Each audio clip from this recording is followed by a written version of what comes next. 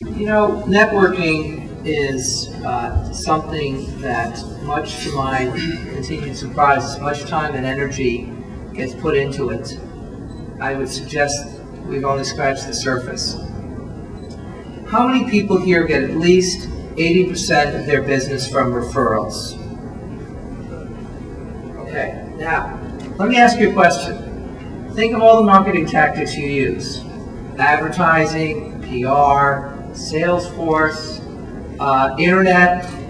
How much time do you spend investing in the marketing tactic that gets you the most business? Isn't that a hoot? Everyone will acknowledge that referrals are the best source of business. But how many of us spend time learning how to give and get better referrals? Isn't that hilarious? And guess what? It's the cheapest. It doesn't cost you very much. So here's just a couple of sort of admonishments, and I'm sure you have all of our information. I'm going to post on my blog some information about referrals. It'll be on birolsblog.com.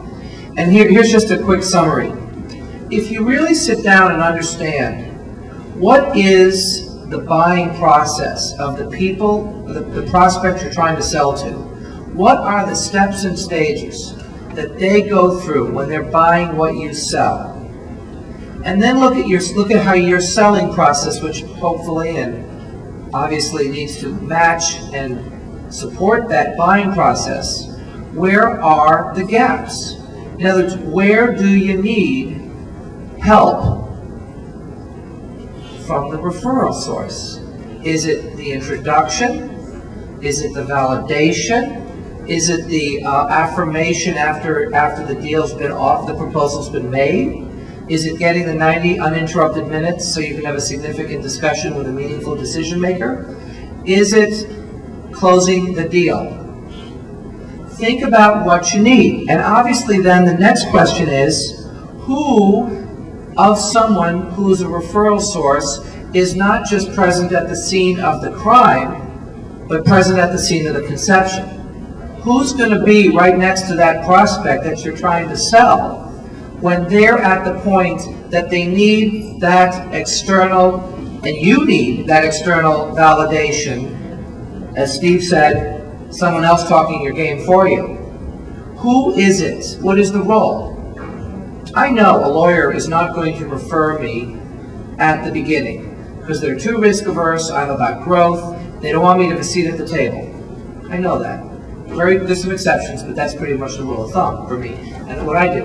On the other hand, if I'm at the point where someone's decided to hire me, and their lawyer says, yeah, he's a good guy, the deal's done. I know flatly who I lose almost every deal I ever lose to that I don't lose to inertia. I lose it to pillow talk. I lose it to the spouse of the business owner who says, what about the kids' braces? What about the college fund? What about our retirement? So obviously, if somebody ever says to me, I have to talk it over with my spouse, guess what's right out of my mouth? Can you get them on the phone right now? So my point is, if it's all about referrals, which every one of us acknowledged, what are you doing to make sure that you got your right ally, your right wingman, your right whatever you want to call that person, who has a certain role and is involved in the buying process right at the point that you need them most to take you over that pinch point so you close the